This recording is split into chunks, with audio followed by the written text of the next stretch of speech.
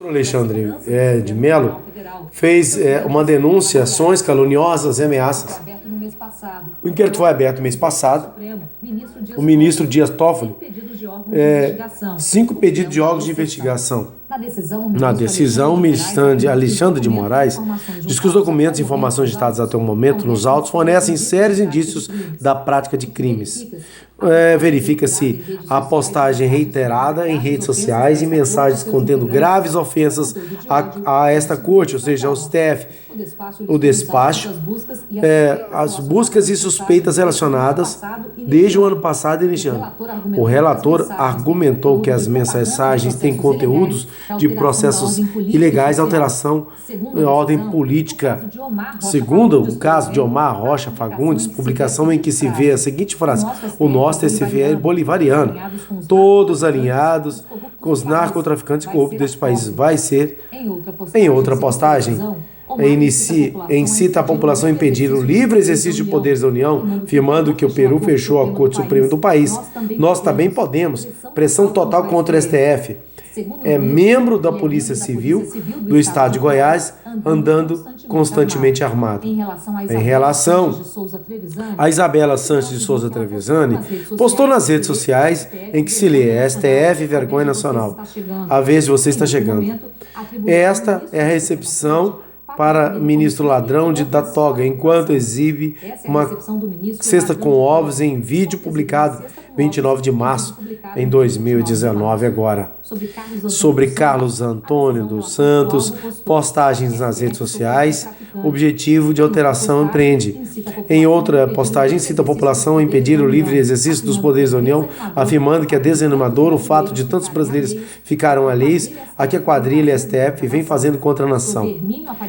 Bom, sobre Hermínio Aparecido Nadim, compartilhando publicações, abre aspas, não tem negociação com quem se vendeu para o mecanismo da instituição e prisão para fora STF, fecha aspas.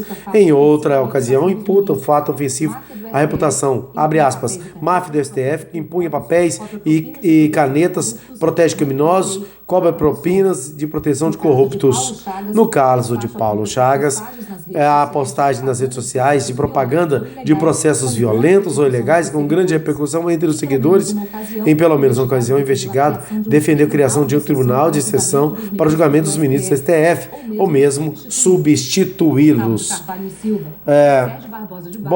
Todos eles foram alvos e são São Paulo. O ministro Alexandre de Moraes, após as diligências, todos os suspeitos prestem depoimentos à Polícia Federal. Para este jurista, as postagens não podem ser interpretadas como ameaças.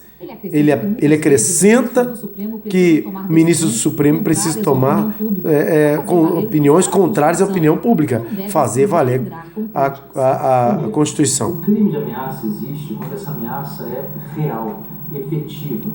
O simples fato de você postar coisas na internet não necessariamente reflete o desejo de realizar aquele tipo de atividade. Com relação a ofensas, é muito comum que funcionários públicos, políticos, juízes, estejam mais expostos a esse tipo de reclamação do público. Quando as pessoas vão ao Maracanã e xingam o árbitro, dizem que ele é um ladrão, não estão realmente querendo dizer que ele é um ladrão, estão simplesmente indignadas reagindo daquela forma. E as decisões dos juízes, as decisões dos ministros do Supremo devem gerar esse tipo de indignação, porque elas muitas vezes são contrárias ao que a maioria quer, ao que a maioria pensa, ao que a maioria entende. A pessoa que toma esse tipo de decisão, que sabe que esse tipo de decisão gerará essa reação, não pode ficar relindrada com, ofensas que fazem parte da sua atividade. A operação repercutiu no Congresso. O senador Randolfo Rodrigues da Rede vê exageros do Supremo nas ações. Um caminho muito perigoso para a democracia brasileira. Primeiro, a Corte Constitucional, que deveria ser a guardiã da Constituição, estabelece censura a meios de comunicação, ferindo um princípio sensível da própria Constituição. Complementar a isso, o que faz? Se autoprovoca em algo inédito na história jurídica do mundo para realizar busca e apreensão àqueles que criticam. Qual vai ser o próximo passo? Fazer busca e apreensão e fechar o Congresso e procurar aqueles parlamentares que criticam o Supremo é um caminho tenebroso para a democracia brasileira. O Senado necessita, em defesa da democracia, reagir. Bom, o inquérito foi aberto no dia 14 de março desse ano, por ordem do presidente do Supremo Tribunal Federal, Dias Toffoli. A portaria instaurou o inquérito nem quais são as pessoas investigadas. Toffoli se valeu no artigo 43 do Regimento Interno do Supremo, que se houver aí que os ministros o inquérito podiam ser aberto. De lá para cá, houve duas operações. A de hoje é a do dia 21 de março, com duas buscas, uma em Alagoas e outra em São Paulo. Os autos eram suspeitos eles eram suspeitos de postar coisas sobre o ministro. Bom, o caso está sendo apurado pelo objeto do inquérito. O relator não poderia ser escolhido e sim sorteado, como é usual.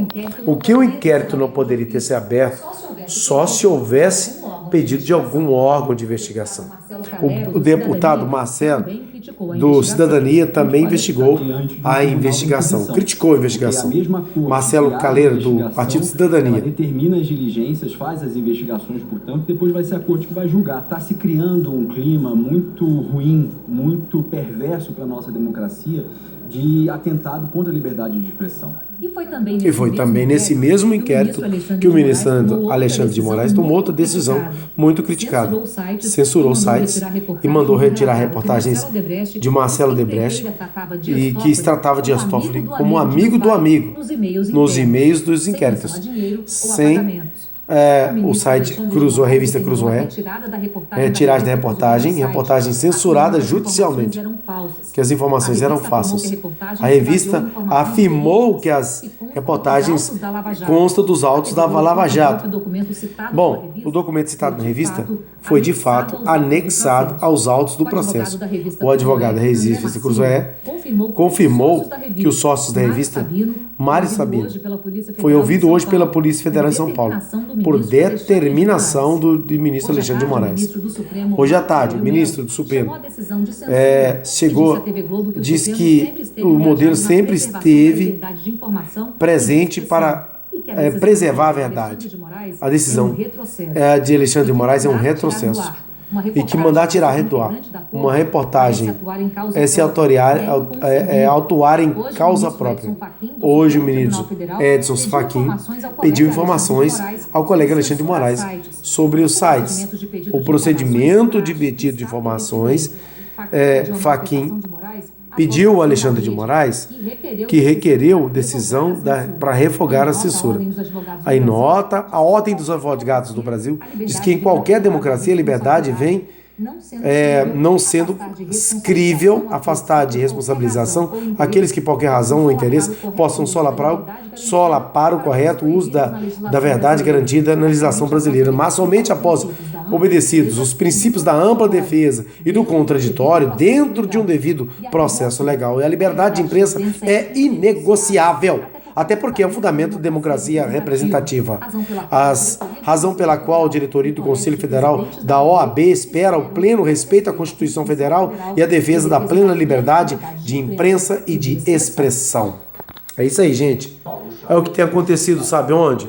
Em Ipatinga.